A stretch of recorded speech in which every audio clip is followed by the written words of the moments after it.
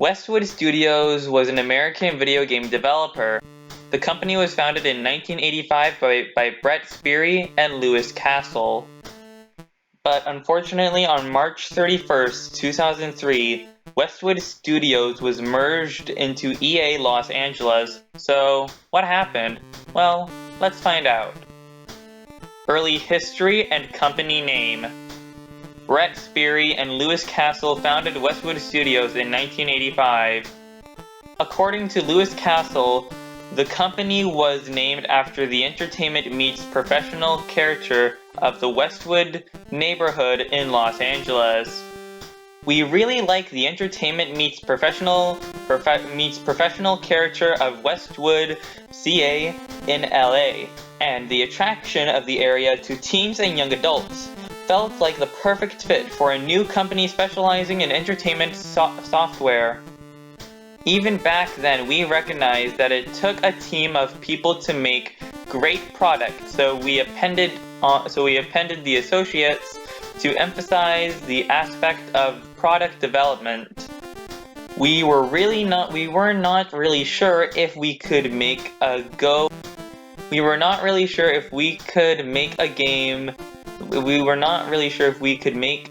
at game development, so the original name Westwood Associates also gave us ability to get more traditional business software if necessary.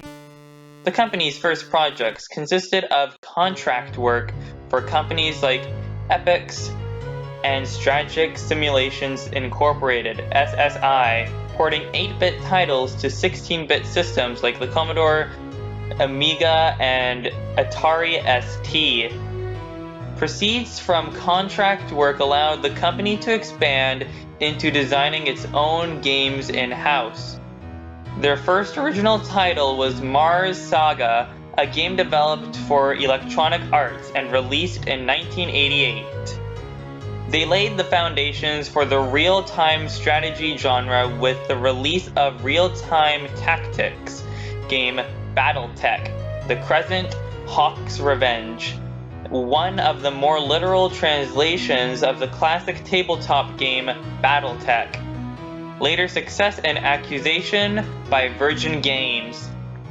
One of the company's first great successes was Eye of the Beholder 1991, a real-time role-playing video game based on the Dungeons & Dragons license, developed for SSI.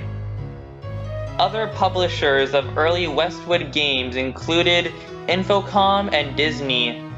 Their company was eventually acquired by Virgin Games in 1992.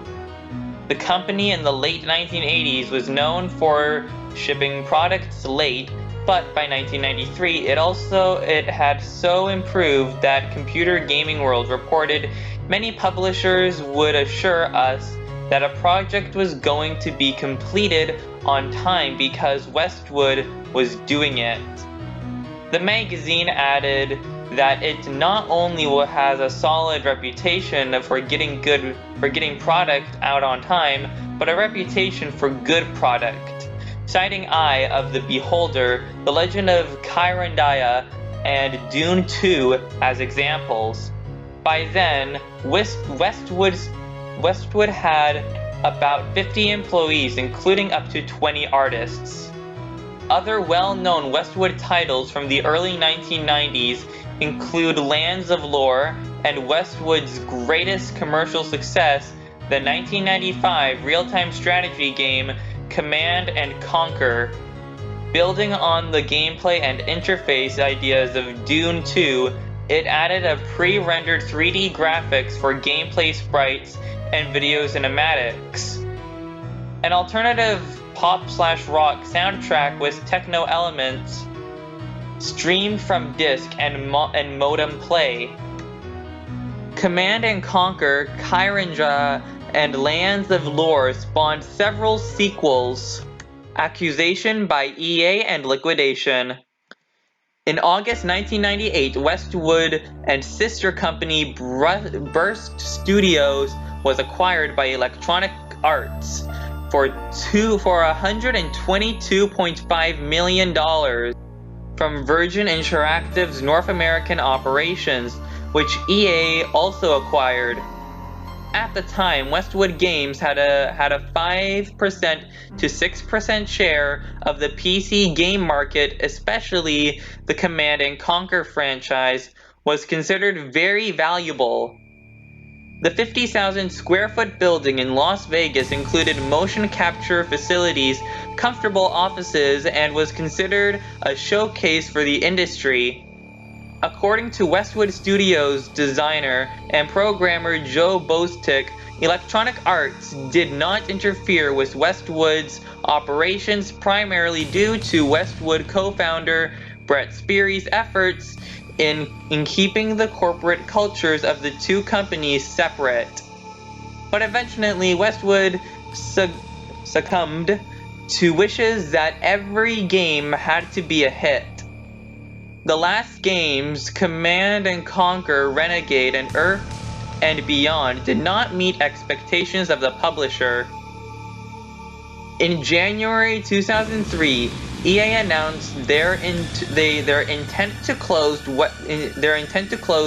Westwood as well as EA Pacific and merge them into EA Los Angeles as part of a consolidation plan.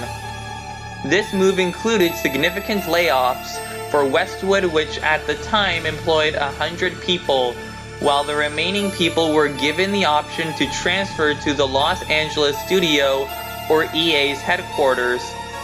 Most employees were let go by January 31st, while some staff stayed with Westwood transitionally until it was fully closed on March 31st, 2003.